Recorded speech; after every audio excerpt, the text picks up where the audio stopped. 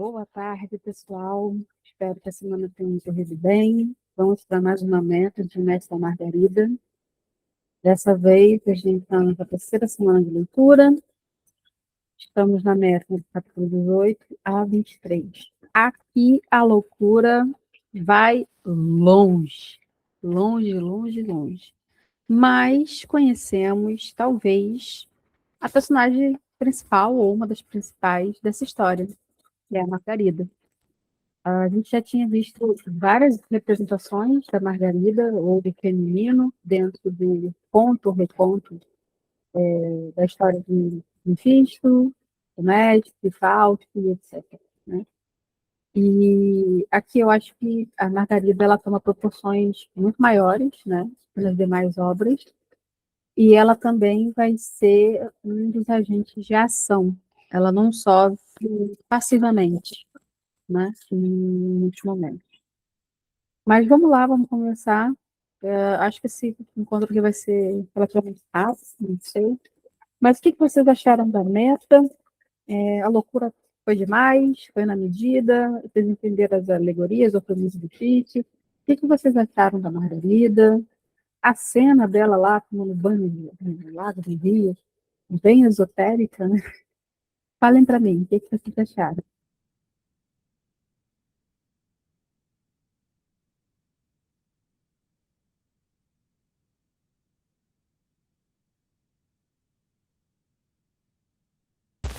Você falou que essa primeira parte ela mistura o Evangelho do Tópico, né?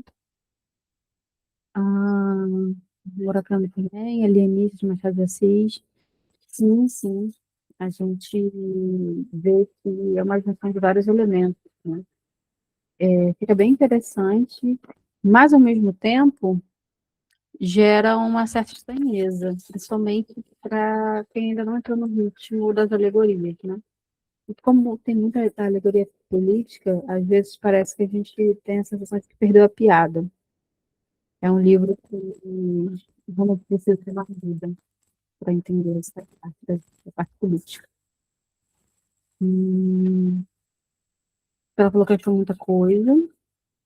Tá um pouquinho corrido, mas é o que a gente sempre costuma falar, que se não correr um pouco, só vai desanimando. Lê falou que tá achando uma loucura, parece maconha estragada, mas tá adorando. A viagem, a viagem. Marcelo, pode falar? Eu estou gostando da maneira como ele está usando vamos dizer assim, um motivo completamente irracional, que seria magia e bruxaria, para ironizar todo o planejamento soviético, achando que tudo pode ser planejado, calculado, tudo vai correr de acordo com o que foi planejado. Eu vejo esse livro em duas partes, né? A primeira parte eu acho que é bem voltado para a crítica soviética, e a segunda parte eu já penso que a gente sai do macro para o micro, para aqueles dois ali, né? Para Margarida, principalmente para Margarida. Então eu acho que ele soube dosar as duas coisas, sabe? Ele criou a alegoria ali, toda aquela questão para a gente satirizar, e agora ele focou no humano, assim, no indivíduo, não simplesmente no regime. Eu notei que o autor também tem uma obsessão em colocar as pessoas em roupa de baixo, né? Eu morro de rir quando fico imaginando a situação. Acho que é para trazer esse clima vexatório mesmo, Eu acho que é para de as pessoas ridicularizar mesmo. não mostram a verdadeira face, né?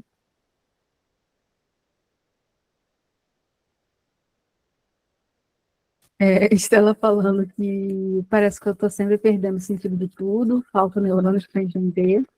Até mesmo uma vassoura eu fico tentando entender por que está na história. Às vezes parece que tudo é uma grande alegoria e a gente não está participando da conversa. Mas a história pela história, a gente consegue já tirar algumas camadas. Obviamente, nem toda crítica política a gente consegue trazer, ainda mais pelo contexto, época e talvez falta de acesso, né? Mas a leitura me surpreendeu. Eu fiquei um pouco surpresa, principalmente com a Margarida.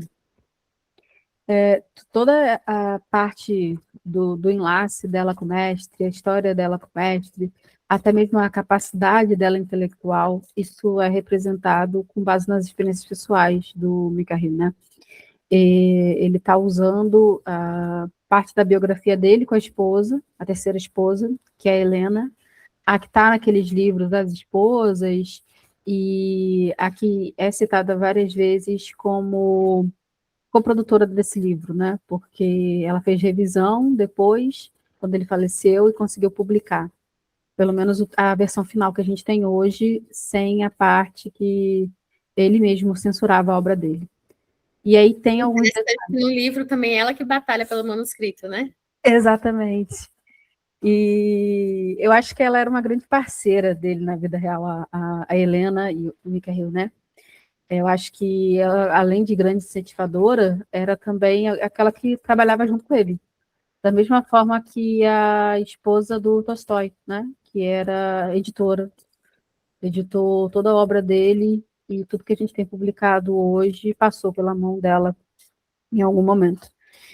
E aí tem alguns pontos que, conforme a gente for avançando nos capítulos, eu vou falar, mas a Helena e o Mikhail, eles se conheceram casados, ambos, cada um casado, e depois ficaram juntos.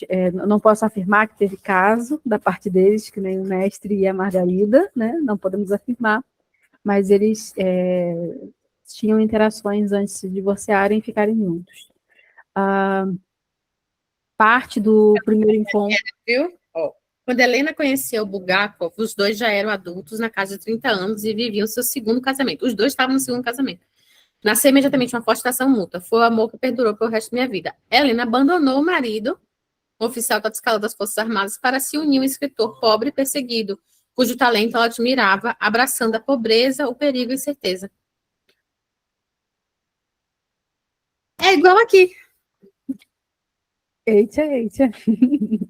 E o que acontece? O primeiro encontro que é narrado aqui do mestre e da Margarida, dizem que é exatamente o primeiro encontro do autor e da Helena, na vida real. Foi assim que eles se conheceram também. Olha, babado e confusão, né, gente? Babado e confusão. E aí, vamos lá, vamos começar. Resuminho, algumas informações extras e a gente vai avançando na meta. Capítulo 18, a gente vai ter esse capítulo narrando as desventuras de dois personagens que vão tentar interagir com esse apartamento sinistro, né? O primeiro é vou chamar de Mac, porque, gente, os nomes russo é difícil, né? Então, ele é tio do falecido Berlioz, ele é um homem prático de Kiev, ele está viajando para Moscou com o objetivo velado, né, de tentar herdar esse cobiçado apartamento. A gente já sabe que todo mundo quer esse apartamento que ficou ali vago. E quando ele chega na administração predial, ele vai encontrar apenas os funcionários meio aterrorizados, confusos, porque o tal do apartamento 50 tá gerando ali uma comoção no prédio. Então ele vai até esse apartamento, ele é recebido pelo Kirovin, e tá os plantas, é uma cena meio teatral. E aí também tem o gato, o Bermit, ele aparece também, falando e exigindo o passaporte dele. E vai expulsar ele do apartamento de forma muito fria, alegando que a presença dele não é necessária porque o enterro está suspenso. E aí, a gente tem um outro personagem também, que é o Poblavatsky, que ele é violentamente chutado, escada abaixo, pelo Avazelo, e também vai jogar os pertences e uma galinha assada pelo vão da escada. Gente, é cada loucura que é até difícil entender, assim, quais são as grandes metáforas, né? E aí, na segunda parte desse capítulo, a gente vai focar um pouquinho no Andrei. Ele é gerente de uma lanchonete lá no Teatro de Variedades. E ele vai ao apartamento reclamar, porque as notas de 10 rublos que tinham sido dadas ali no público na sessão de magia acabou se transformando em papel picado. E a gente já tinha conversado na meta anterior, falando sobre isso, sobre o fato de que esse Teatro de Variedades, tudo que foi feito lá, foi um grande show de ilusionismo, né? essa magia, ela era realmente só para humilhar as pessoas que estavam lá. Então, deu dinheiro falso, fez as pessoas ficarem nuas achando que estavam ganhando roupas de luxo, mas na verdade elas estavam com roupa de baixo. Alfinetou as pessoas lá que eram corruptas. Então, todo mundo saiu de lá com a moral muito baixa. Só que tem a grande questão do jogo de faz de conta, né? Se a mentira é coletiva, todo mundo passa a sustentar ela junto. Então, algumas pessoas simplesmente começam a fingir que nada aconteceu para poder não ter que admitir que passaram por aquele momento vexatório, né? Então, a gente vai observando como a sociedade é muito hipócrita. E aí, ele acaba sendo recebido depois pela ela, né? Ela rua, ela tá ali numa confusão danada, e vai encontrar também o Roland, que ele está nesse ambiente meio lúbrico, gelado, ele tenta humilhar ele pela má qualidade da comida servida no teatro, e revela também, que por meio do Korov, né, esse gerente vai morrer de câncer de fígado em 9 meses. Então, ele faz novamente um vaticínio que vai condenar essa pessoa, esse interlocutor de volta. E aí, o Sokoviev, ele tá aterrorizado, né? Ele sofre com novas alucinações, e aí ele vê o chapéu dele sendo transformado em gato. E aí ele decide procurar um médico para poder ter algum tipo de auxílio, porque, né? E o doutor, ele vai falar que, olha, você não tá muito bem, né? Só que ele continua sendo atormentado por visões sobrenaturais. E aí ele começa a ver dessa vez pardais dançantes e enfermeiras funsaninas. E aí eu fiquei me perguntando até onde tudo é ilusão, que também poderiam ser vampiros, né? Tentando atacar eles. E aí vamos voltar aqui para a gente E ele também paga, né, o médico com as notas lá, as mesmas notas São Paulo. E aí as notas viram vinho lá. Então é uma coisa para cada um. Então, vamos lá, né? O tio do Belióis, né? Ele é tipo parte do casamento, ele vive em Kiev. A gente vê que isso é parte da provocação que foi feita lá atrás pelo Roland. Vocês lembram no primeiro capítulo que ele fala assim, não sei o que, fala pro Belióis, né? Eu vou mandar um telegrama pro seu tio, né?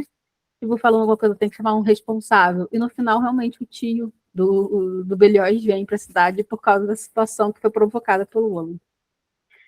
Kiev tem certa importância aqui na obra também, principalmente para Bukov, porque ele nasceu nessa cidade, e inclusive tem uma diferença de grafia, parece, entre Kiev em russo e em ucraniano. Então, existe uma certa disputa aí entre russos e ucranianos por essa cidade. Deixa eu ver se tem alguma coisa interessante aqui. É muito utilizado nesse capítulo provérbios russos, tá? Que vou fazer algumas alusões bem específicas que a gente provavelmente não vai pegar. Deixa eu ver se tem mais algo interessante. Tem alusão aqui também à parte geográfica da cidade. Fala também sobre monumentos reais feitos na época dos czares, né, príncipes da Dmitri, grupos importantes da época. Então, ele vai novamente situar a gente em lugares reais da cidade de Moscou.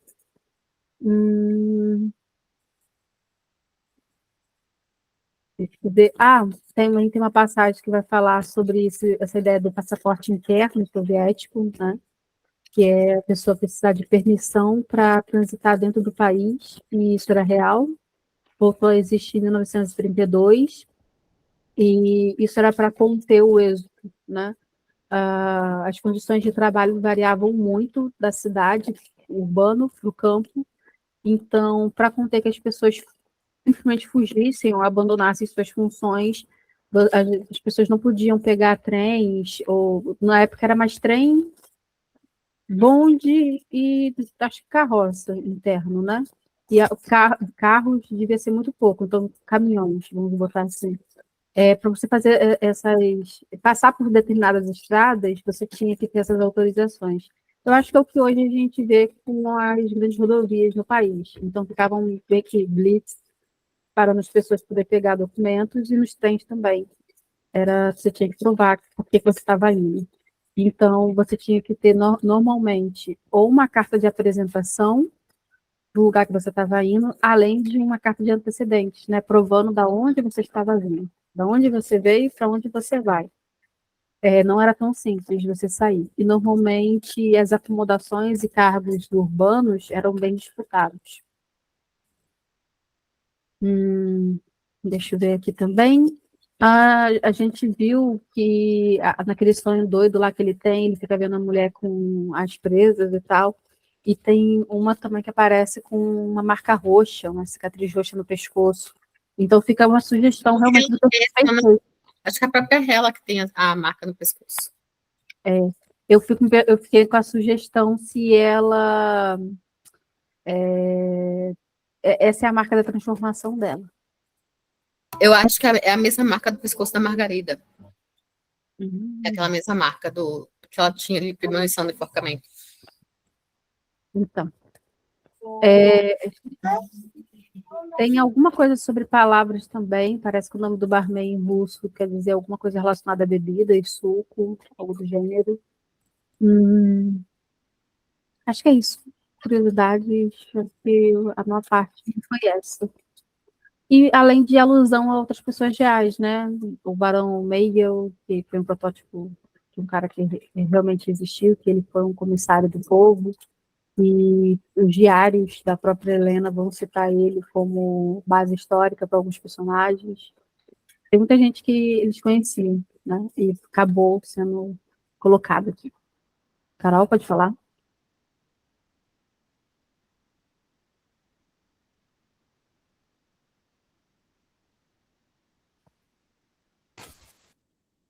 Agora sim. Oi, vocês me ouvem? Não, o que eu achei curioso nesse capítulo, que foge ao que a gente estava vendo assim no resto da população, né?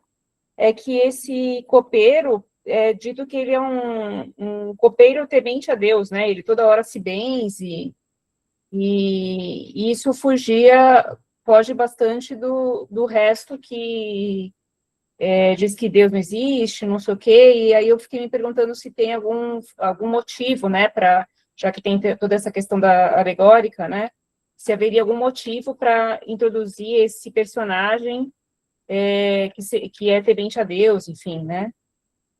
Eu acho que específico não, mas dentro da Rússia ateia, existiam pessoas que ainda eram, mas escondiam sua religião. Não sei se é só para representar que eles existiam, né? Eu também achei que foi uma preparação estrutural do texto. Porque quando a gente vai para a segunda parte, que é 18 para 19, a gente na segunda parte do romance, a gente começa a ver as alegorias religiosas no sentido de crenças muito maior. E como o próprio Andy falou lá no início, ele acredita em Deus. Então, eu fiquei um pouco na sensação de que eles trazem essa pessoa, tanto pela essa questão que a Jean falou, de tipo, existem pessoas que têm, como também essa preparação para a gente começar a falar sobre o místico, né? A gente tinha feito a primeira parte todinha, alegorias políticas muito fortes, crítica política muito forte, e na segunda parte eu começo a ver uma transição sobre o que é a grande crítica aqui. E aí a gente começa a falar sobre o imaterial, sobre o que a gente pode colocar como fantasia ou não, sobre demônios, sobre Deus, sobre forças incontroláveis. Enfim, eu fiquei com essa sensação. Mas é uma coisa minha, tá? Não tenho da onde me pautar, não. Interessante. Então, bora? Vamos seguir para o 19.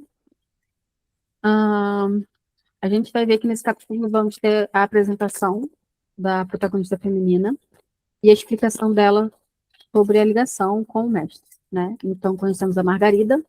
Ela é descrita como uma mulher muito bela, rica, mas é profundamente infeliz no casamento. Esse casamento é passivo, ela vive nessa mansão luxuosa, mas todo esse luxo, todo esse dinheiro não satisfaz. Ela está naquele momento consumida pela dor do desaparecimento do mestre, então ela está oscilando entre esse desejo de morrer e de tentar esquecê-lo, só que ela não consegue, né? E no sábado, ela vai acordar de um sonho profético, onde ela vê o mestre num lugar desolado. Então, a gente meio que entende que, indiretamente, ela consegue ver que o mestre está lá no sanatório, né? É bem interessante também que no capítulo 19, novamente, o autor, ele quebra a parede e bota lá, né? Venha comigo, leitor. Quem lhe disse que não há no mundo amor verdadeiro, fiel e eterno? Que cortem a infame a língua desse mentiroso. Venha comigo, meu leitor. Apenas comigo, e lhe mostrarei tal amor. Então, a gente tem uma apresentação inacreditável para Margarida, né? No mundo onde as pessoas vivem apenas por aparência, por desejos frívolos, por mais que a gente possa concordar ou discordar do que ela vai fazer, o motivo dela em primazia é nobre, que é o amor, né? O amor. O amor é um sentimento nobre. E aí ele começa falando, né, do mestre, que ele estava enganado em dizer o amargor, né, lá no hospital. E aí ele começa a falar sobre Margarida, sua amada. E aí ele começa a falar com filhos, com 30 anos, Margarida era casada com um especialista, dos mais graúdos, que além disso fizeram uma descoberta importantíssima, significada para o Estado,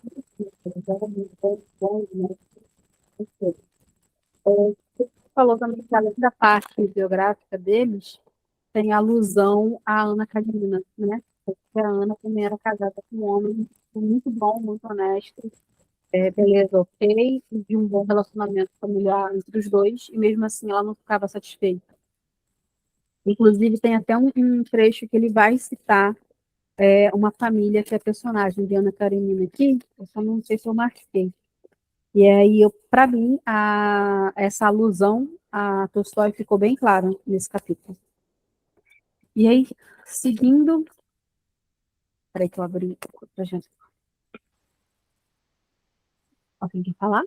Eu queria falar, Karine, eu acho até, continuo achando até, né, que ele usa o amor da Margarida para o mestre como uma maneira de subverter, de contestar todo o planejamento soviético, né, porque os caras queriam que tudo funcionasse de acordo com o planejamento deles. Na realidade, não é assim que funciona com o ser humano, né? Não dá para você prever o que a pessoa vai fazer.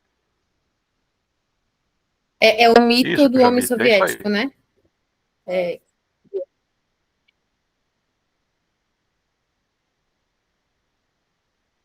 Porque ele começa.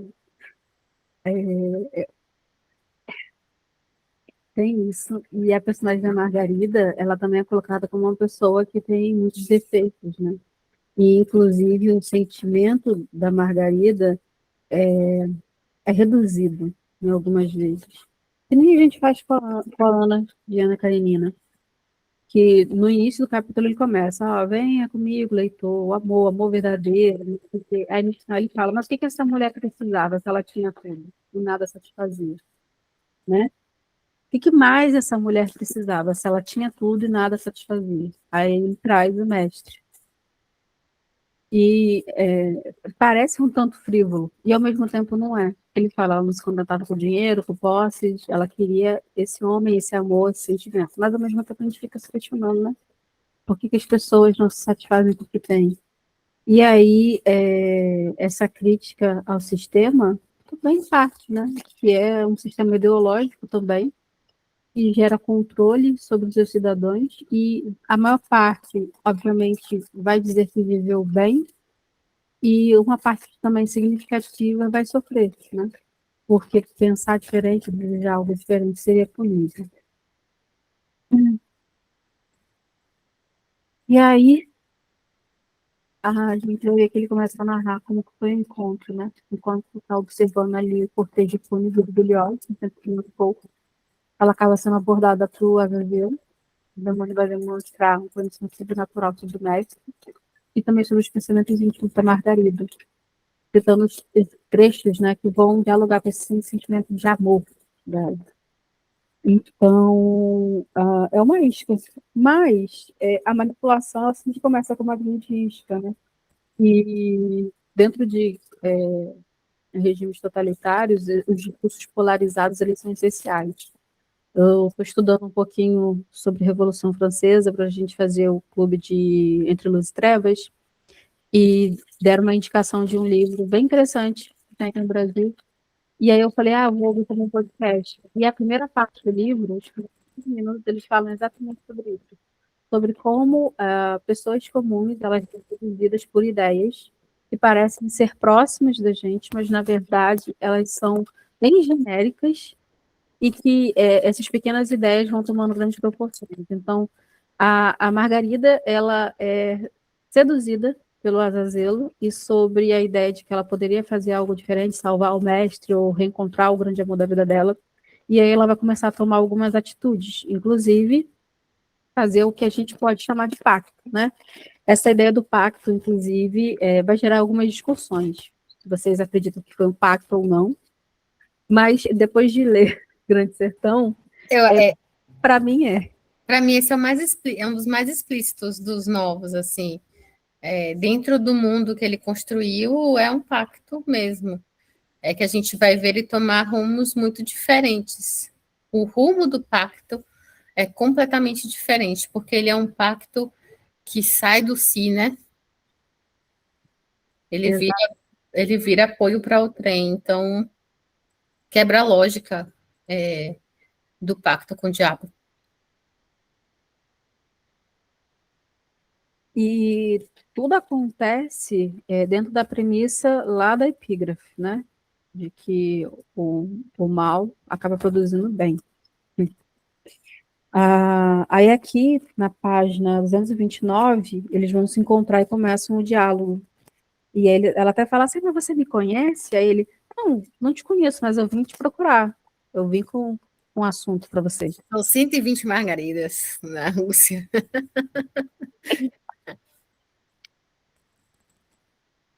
E toda hora ele fala do diabo, né? Ela também, não sei o que. Você devia ter começado com esse assunto, não do diabo lá que perdeu a cabeça. Eu fico, gente, vocês estão chamando demais. Toda hora. Evocam bastante. Muito. Toda hora evocam.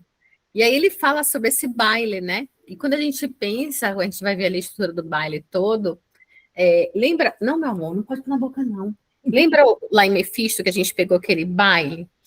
Que quando começa ali, a demonstração do poder do governo é através dessas grandes festas, representações, né? Então, também dentro do aparato da União Soviética isso existia. E aí é uma grande sátira também a esses momentos, esses grandes jantares. E aí a gente tem uma orquestra infernal, a gente tem fogo-fato, a gente tem... depois eles viram macacos, né? Ou ratos, nem lembro mais, eles se transformam lá, a orquestra. Oi, meu amor. Peraí. Segue aí, cara. Sim.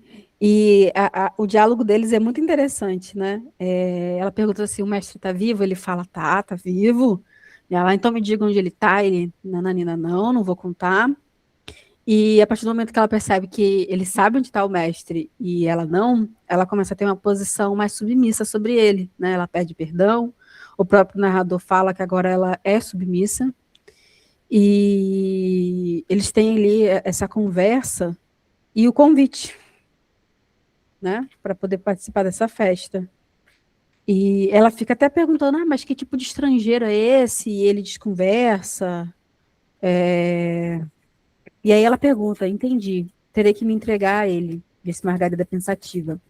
E diante disso, Azazelo resmungou com desdém e respondeu assim, qualquer mulher do mundo, posso lhe assegurar, sonharia com isso, mas vou decepcioná-la, isso não acontecerá. Aí eles meio que falam só, não é um combinado por sexo, né? É por uma outra coisa.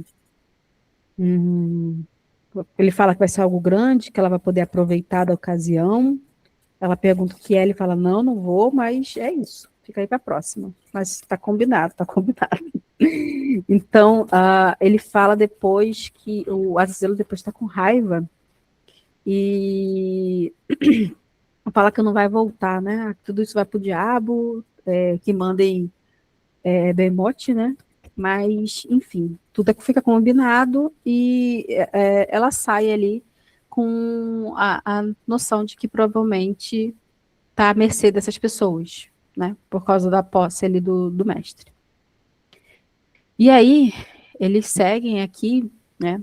Ele vai convidar ela para ser anfitriã desse evento, oferecido por um estrangeiro famoso, prometendo que isso vai levar ela notícias sobre o amado. O Azazelo vai entregar a ela uma caixinha de ouro com um creme mágico e vai instruir ela a usar ali na meia-noite.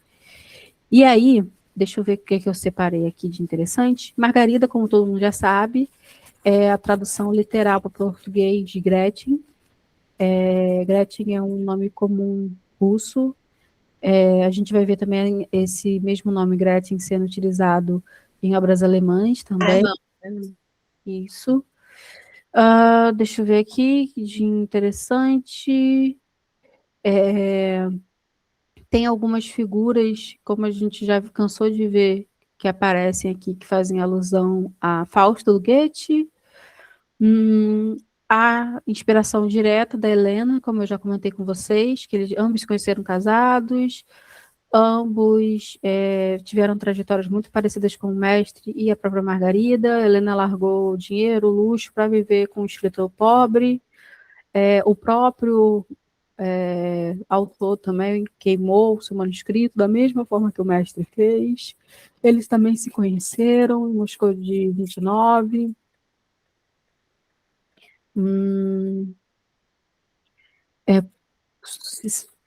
Eu vi aqui alguma alusão a uma possível casa que teria inspirado a casa da Margarida, só que essa construção foi demolida anos depois da publicação desse livro, então não tem como afirmar, mas parece que era uma casa ali que ficava numa rua, uma rua de gente rica, e não existe mais, então não adianta passar o endereço para vocês que não vai dar para visitar. A alusão veio porque foi uma casa que o autor chegou a visitar. Então, vários elementos são baseados nas experiências pessoais dele, né? Eu acho que é isso. Acho que de curiosidades, assim, além do texto, não E tem mais. sempre no pacto tem essa questão da juventude, né? Tem, Como se tirasse mais ainda, não sei, algum tipo de sabedoria, experiência para tornar a pessoa mais suscetível, não sei. Uma informação interessante também sobre o capítulo 19 é que quando a Margarida sugere que ela vai ter que dormir com alguém ou algo do gênero, aparentemente isso era feito pela polícia secreta soviética. Eles abordavam mulheres para que elas servissem como espiãs, né? E isso envolvia normalmente prostituição, né? Sedução, algo do gênero. E tem um filme com aquela atriz que fez Jogos Vorazes, que ela virou... Como é o nome? Então, Tem um outro filme também, tem um outro de uma modelo, aquela atriz espiã russa também. isso, então era bem comum, sabe? Mulheres bonitas serem recrutadas para se tornarem espiãs, e aí isso envolvia, tipo, sexo e informações. Tem aquela da modelo que eu acho que é Ana, alguma coisa, Isso! e tem o da... É o nome de um grupo que eu acho que é. Peraí. Eu tenho que procurar esses dois filmes. São dois filmes que falam sobre como que isso funcionava. E era bem assim, gente. Alguém do comitê cultural entrava em contato com essas mulheres, oferecendo alguma carreira. Normalmente elas tinham uma carreira, elas eram atletas, eram alguma coisa das artes, assim, ou dos esportes, só que elas eram direcionadas. São três, ó. Operação Red Sparrow, que é com a Jennifer Lawrence. Eita. Salt, que é com Angelina Jolie. Também. E esse Ana, que é com aquela modelo lá. Esse do homem que entrega o pedido de vodka errado, esse não é Bastardos Inglórios? Que é 3 assim, e ele faz 3 assim. Ele faz 3 assim, mas é 3 assim. A moda russa, né? Eu acho que é Bastardos Inglórios também. Mas esse agora eu não sei, é moda russa ou é alemã? Não lembro. É alemão, gente. É alemão.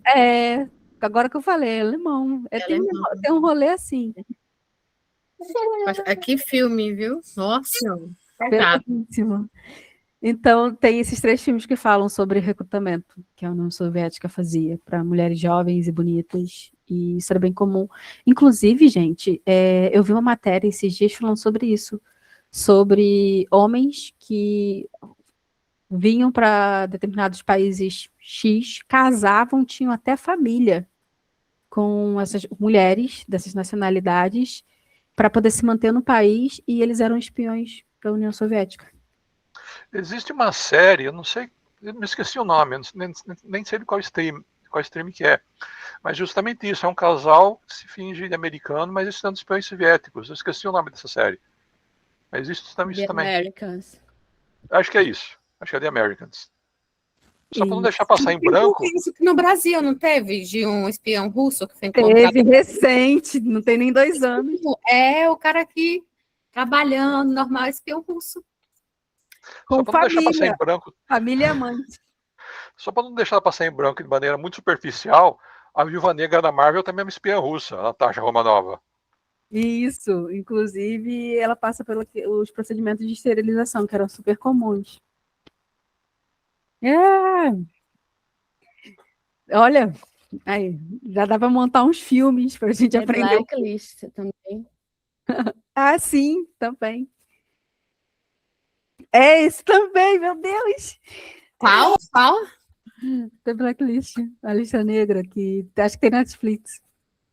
Tem? Ah, Blacklist eu assisti todo até acabar. Esse foi o único que eu assisti todo. A Catarina Rostova. Tadinha, não é que mal sabia. Né?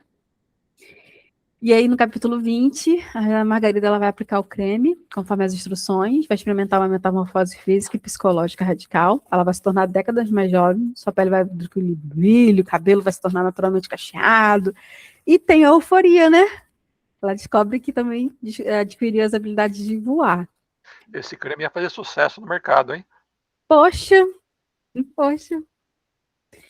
Antes de partir, deixa um bilhete de despedida para o marido, revelando que se tornou uma E o bruxa. vizinho chato, gente. O vizinho chato, futrequeiro.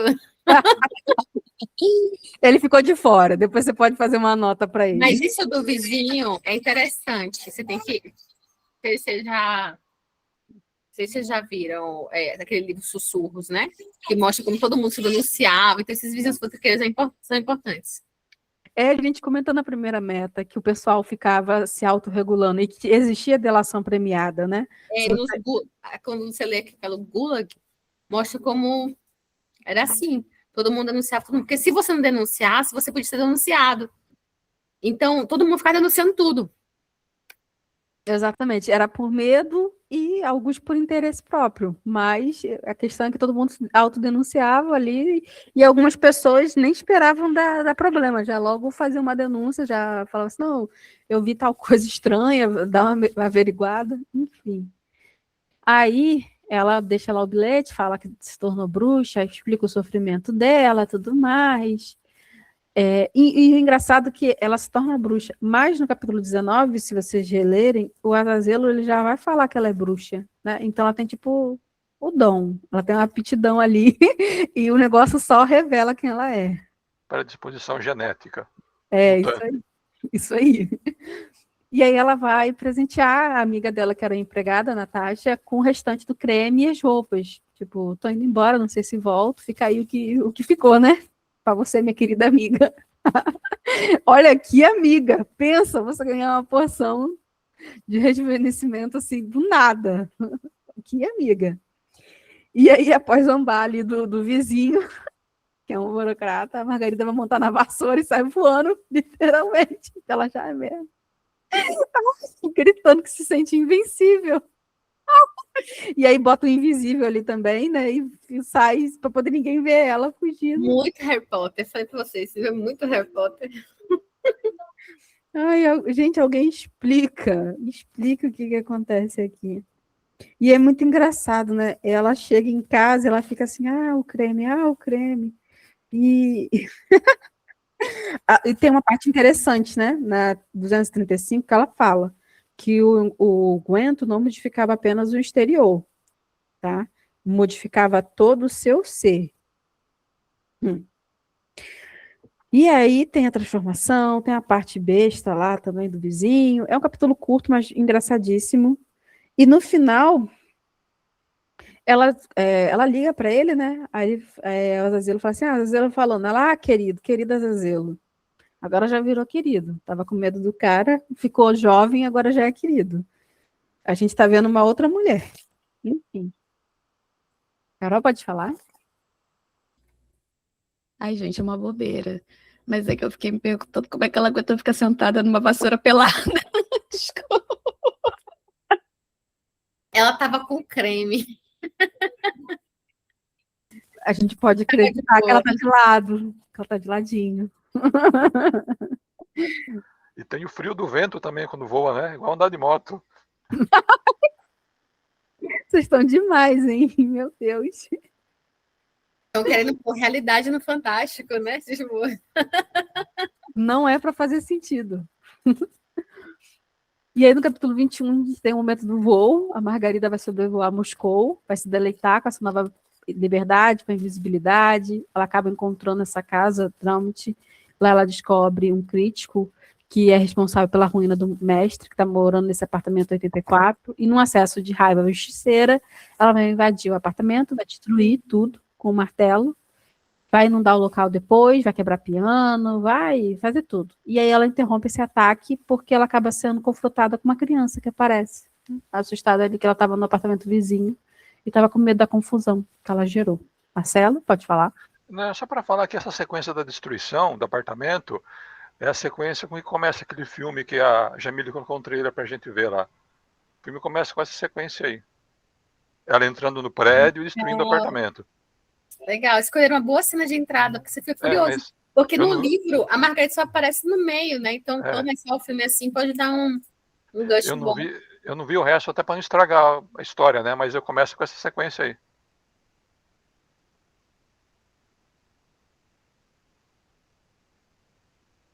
É uma loucura, né? E é engraçado o tempo todo. A voadora nua e invisível.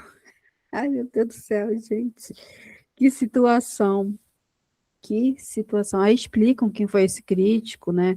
Que ele que escreveu a crítica, que fez o mestre querer abandonar tudo. Ela destrói ali as coisas e meio que é confrontada com as consequências, com a vergonha, né? Dos seus atos. Deixa eu ver aqui.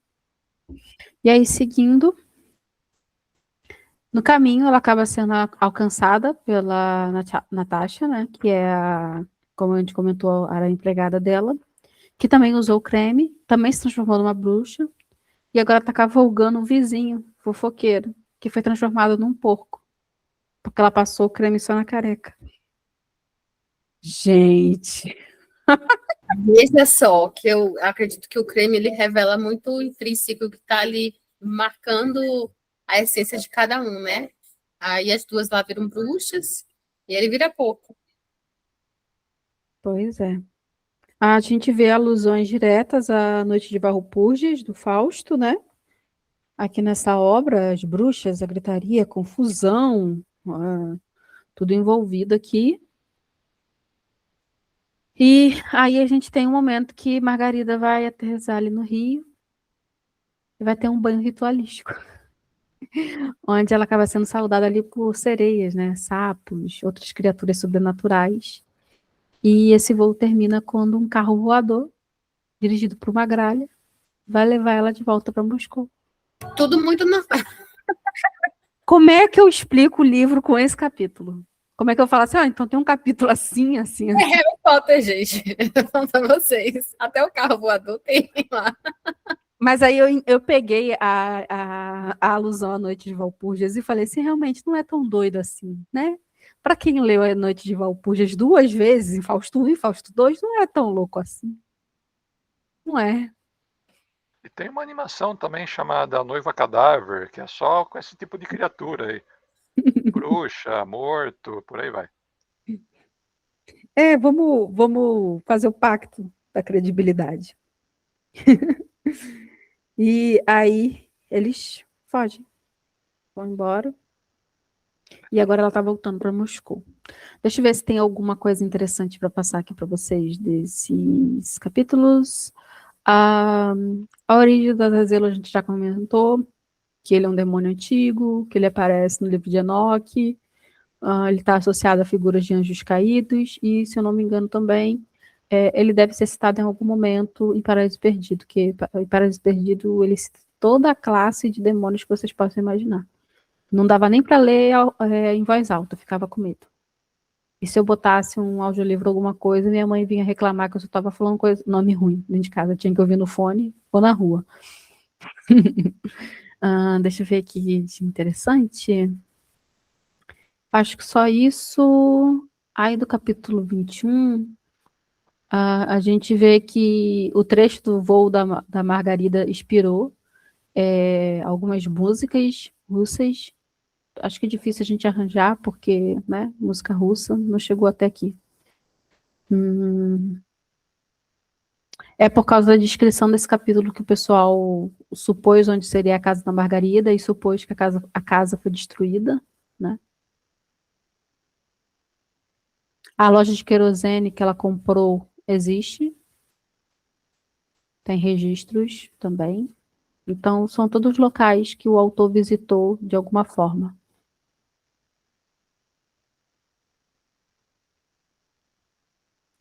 Deixa eu dar uma última olhada aqui.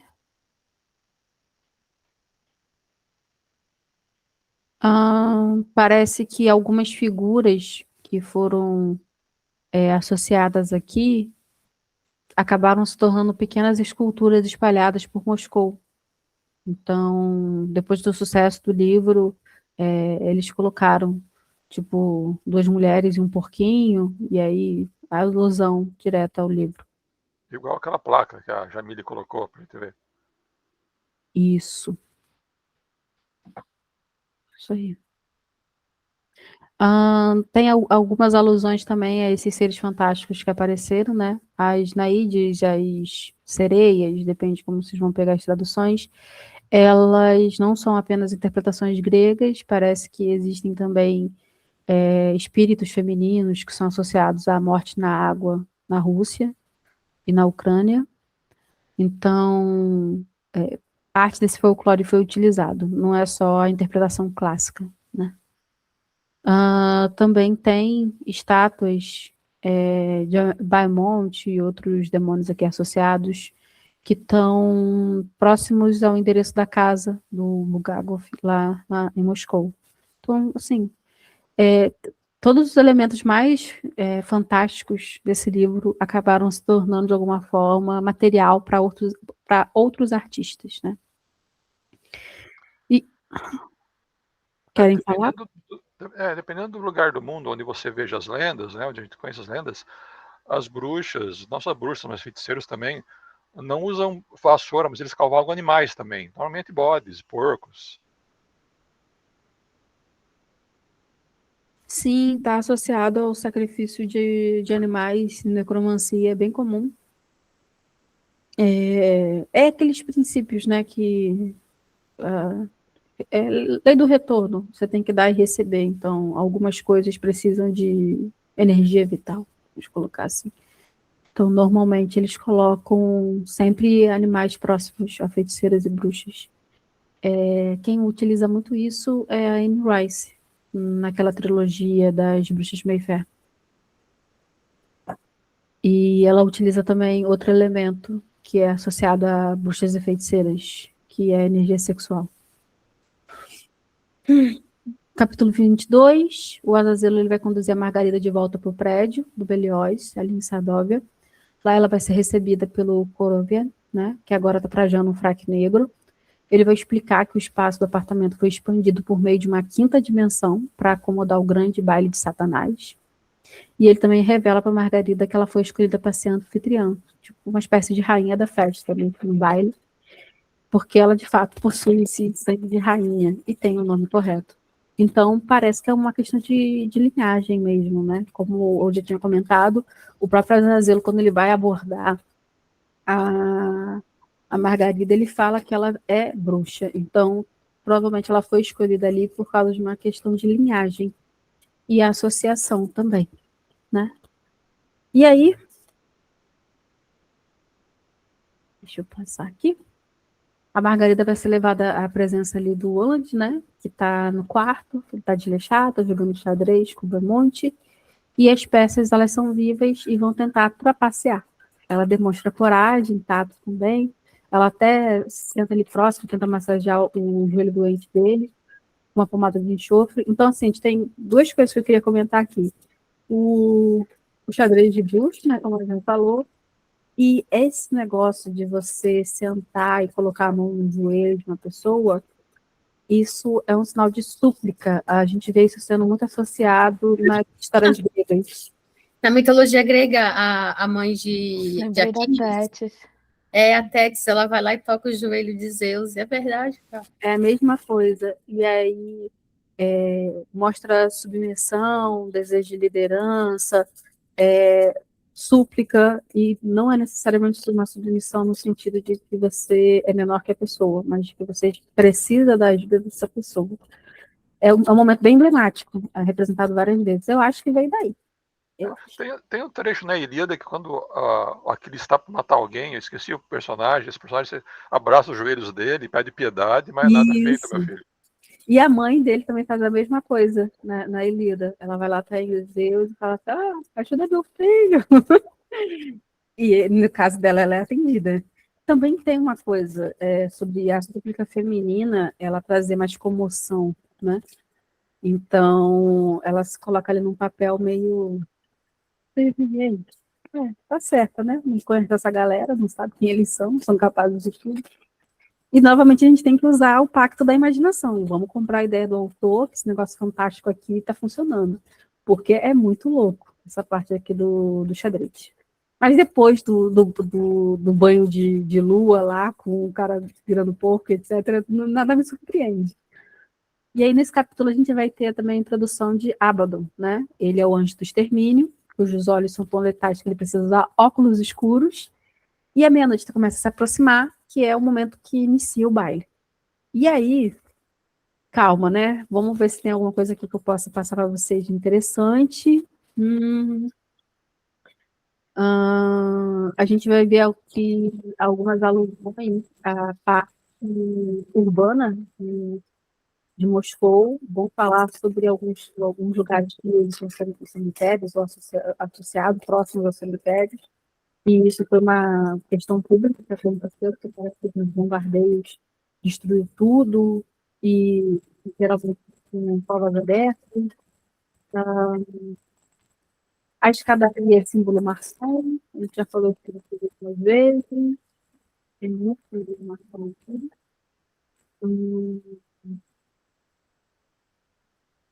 Há também a quebra do símbolo maçônico, porque tem uma mulher participando, né? A maçonaria não aceita mulheres.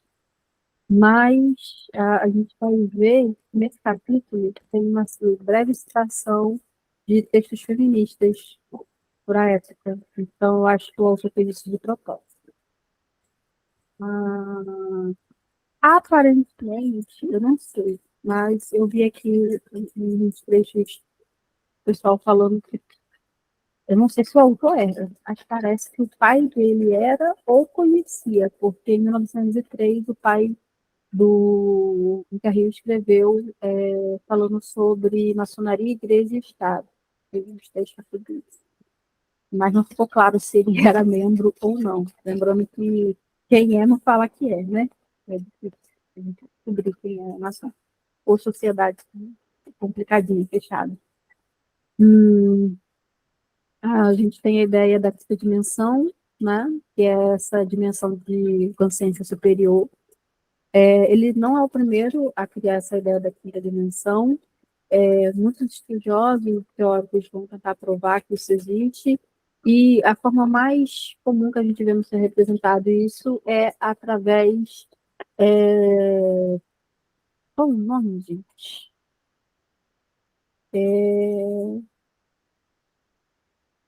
Como o pessoal do budismo faz, os monges, que eles ficam lá um ano inteiro, a vida inteira.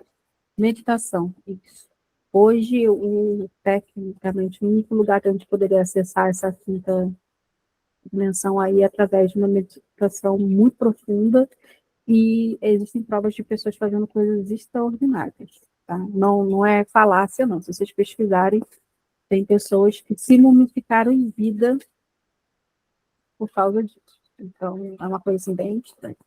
E aí ele coloca que existe essa festa louca acontecendo nessa região assim.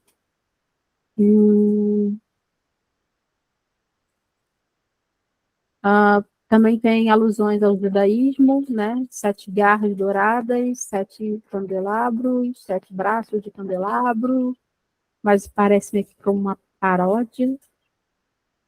O xadrez, que foi inspirado. O xadrez mágico é uma coisa da cabeça dele, mas as jogadas de xadrez são reais. São inspiradas num jogo de xadrez que aconteceu em Moscou de 1935. Inclusive, lá E os principais jogadores de xadrez do mundo eram russos, né? e é bem legal essa informação, né, que eles foram, assim, por muito tempo, os mais mágicos. E quem quiser, naquele site que a gente mandou, tem um simulador mostrando as jogadas, dá para ver a partida toda. Parece que a história do xadrez também foi inspirada em algo real. Em 1934, parece que teve um grande show, ou no caso, um grande evento esportivo que uniu jogadores de futebol e heterofilistas, um de cada lado, e eles fizeram o xadrez vivo. Aí parece que ele viu em 1934, viu depois, a partir de 1935, usou as duas para fazer o livro. Acho que é isso. Acho que, em geral, é isso. E aí a gente tem Abaddon, né? Abaddon é a distribuição do escritor, do aramaico. Ele aparece tanto no Antigo quanto no Novo Testamento. É associado com o Anjo do Abismo. Também tem referências de Abaddon na obra de Trotsky, que sugere as anotações, né, falando sobre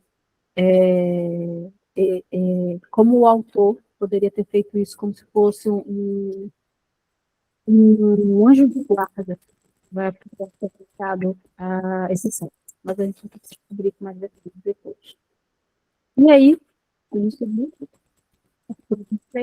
o baile vai começar, o baile desse evento colossal, muito macabro. A Margarida vai passar por uma preparação ritualística, ela vai ser banhada em sangue, depois vestida com sapatos de pétalas de rosas e uma coroa de diamante. Ela assume esse posto no topo da escadaria para começar a receber essa centena de convidados que saem de uma lareira gigantesca. Gente, isso aqui é tudo Harry Potter, né? Como é que o pessoal viajava? Os convidados são históricos, governadores, carrascos.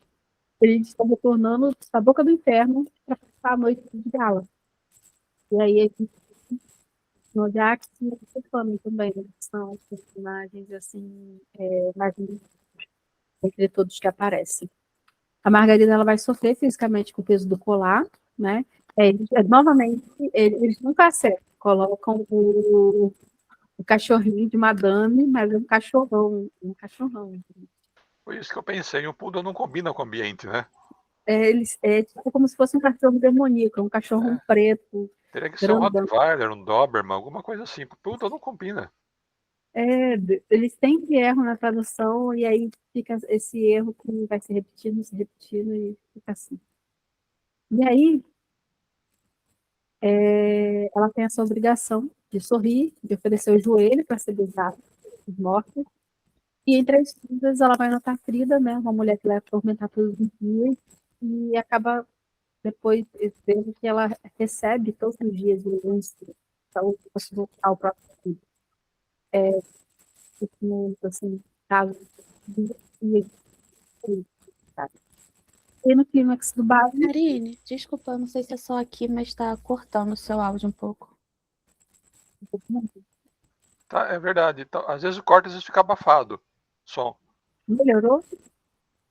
E dá um barulhinho, parece que é uma corrente, assim. Estranho.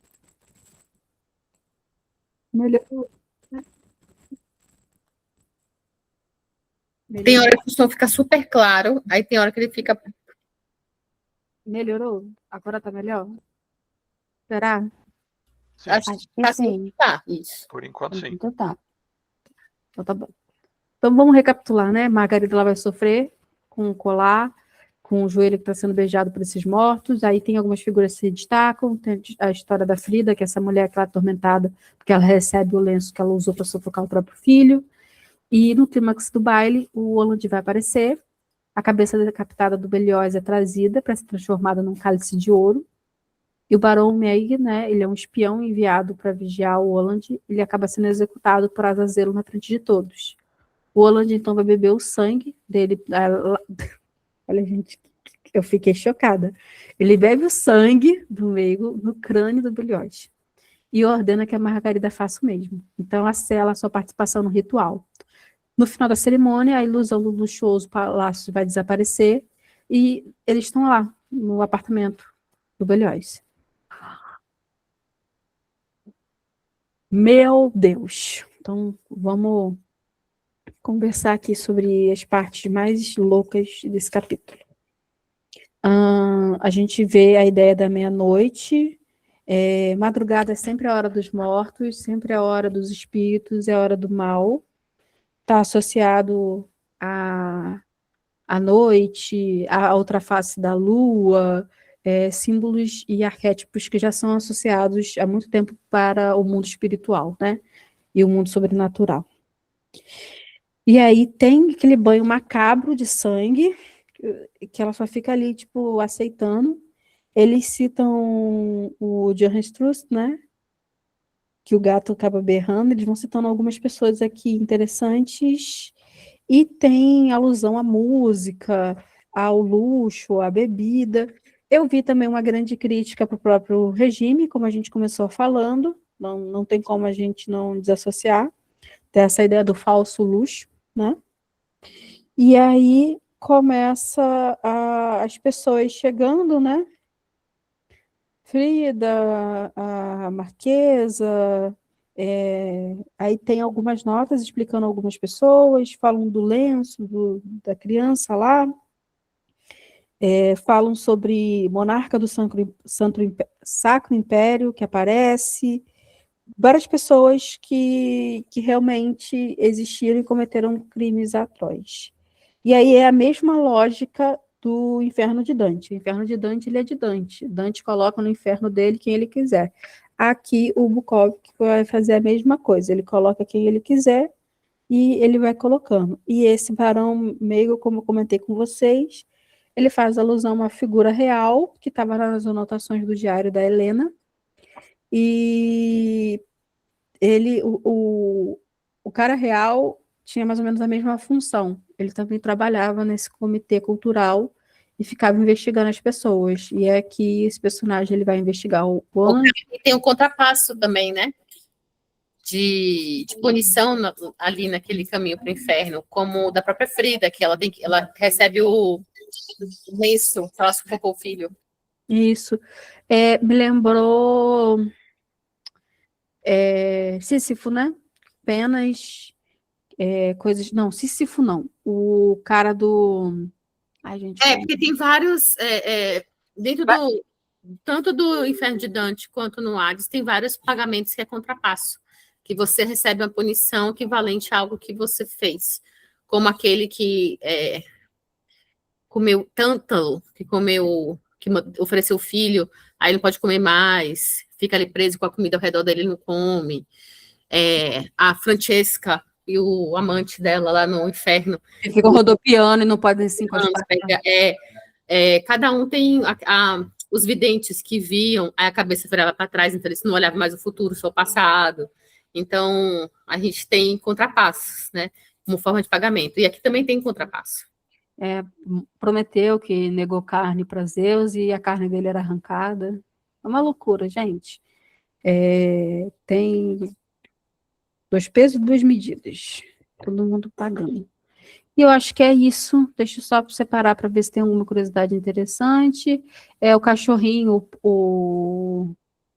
é sempre associado a Fausto, e a gente já falou que Fausto foi associado a esse cachorrinho pequenininho de Madame, porque foi erro de tradução. E aí chega aqui no Brasil como se fosse esse cachorrinho, mas não é um cachorrão, é um cachorro de caça. O baile de Satanás provavelmente foi inspirado numa festa real. Parece que a Helena colocou no diário dela que ela foi numa extravagante recepção na casa de Espaço, né? Que seria um embaixador americano que estava ali em Moscou, em 35, e parece que tinha animais exóticos, flores. Tá naquele livro, As Esposas. A descrição do diário dela tá lá no livro. Então, parece que eles tiraram a ideia dessa festa, que foi babado, gritaria e confusão. Parece que ursos, cabras, galos também eram apresentados nessas festas. Então, assim, era uma coisa tipo assim, coisa de gente rica. Eu vou caçar para vocês. Fica não, gente. Gente rica. Só uma coisa, o Bulgakov, né, ele morreu de nefrosclerose hereditária, né? Era algo da familiar ali. E aí, há depósitos de cálcio na pele e tal, então a pessoa morre de dor na pele, ele estava cego já. E ele ditou o final para Helena, né, do Mestre Margarida. Aí eu queria ler aqui só o finalzinho para vocês. Na conclusão de O Mestre Margarida, que Bulgakov ditou para Helena, o escritor e sua esposa se retiraram para um refúgio simbólico onde os esperava a eternidade e a paz. Quando Bulgakov deu adeus a Helena, ele falou: "Você foi tudo para mim, você substituiu toda a terra. Em meu sonho, nós estávamos juntos na terra. Minha estrela, farol, Shaki, farol que me guiou em minha vida terrena. Você amou todos os meus trabalhos. Eu os escrevi para você."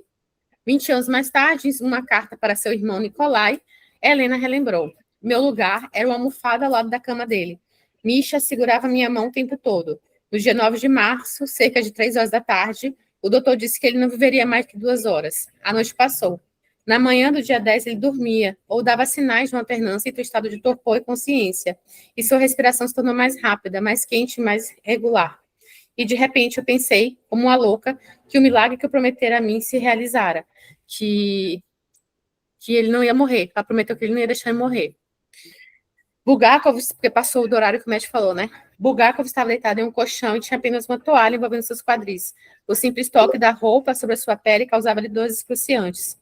Em seus últimos dias de vida, ele mal conseguia falar, e Helena era a única pessoa capaz de adivinhar o fim das palavras que ele pronunciava.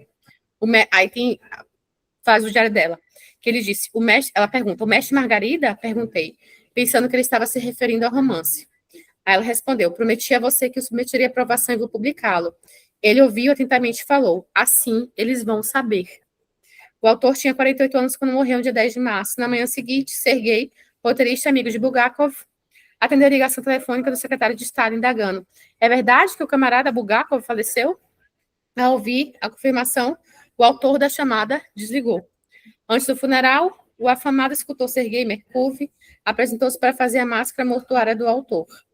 Merkurov já havia feito a máscara mortuária de proeminentes escritores e políticos, entre os quais Tolstói e Lenin.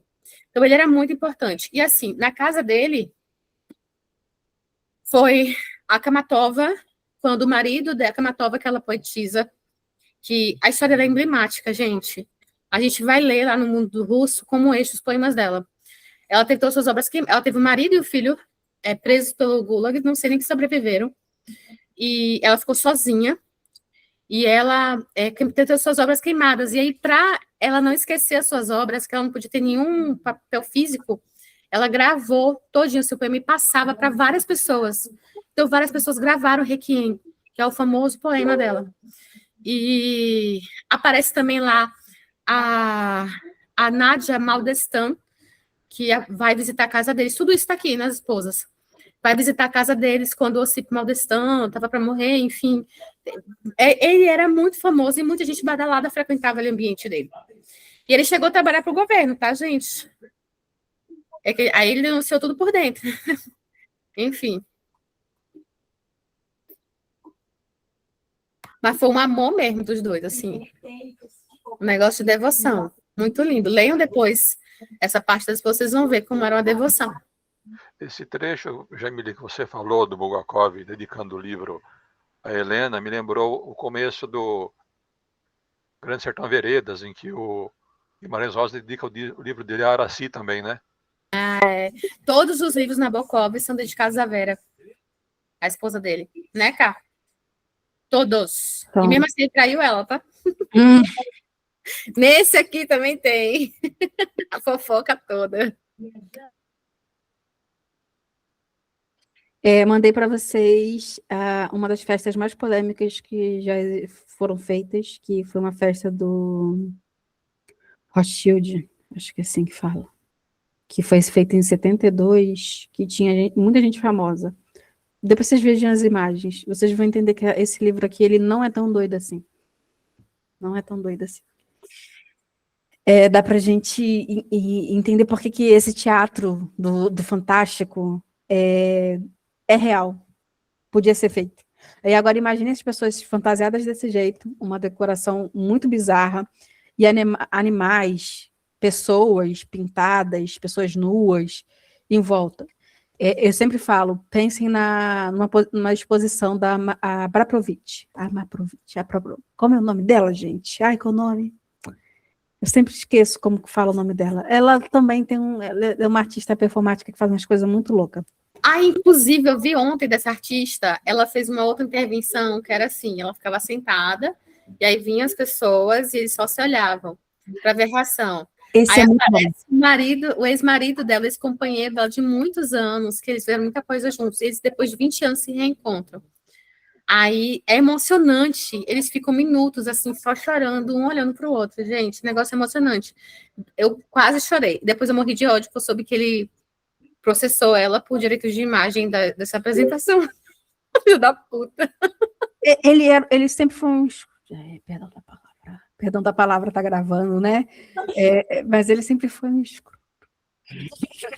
Eles tinham um relacionamento abusivo, gente. Mas, assim, com todo o perdão a ela, ele foi muito importante porque eles se conheceram, ela era jovem e tal, e ela aprendeu parte do que ela faz hoje, que é as apresentações de performance, com ele. Ele já era artista e tal, e foi inserindo ela onde ela conseguiu continuar e fazer a carreira dela. É a Marina Abramovic. Do que ele, né? A apresentação mais polêmica que existe do mundo, para mim, é a dela. Enfim, a performance, a intervenção mais polêmica, que é se confiar na maldade do outro, né?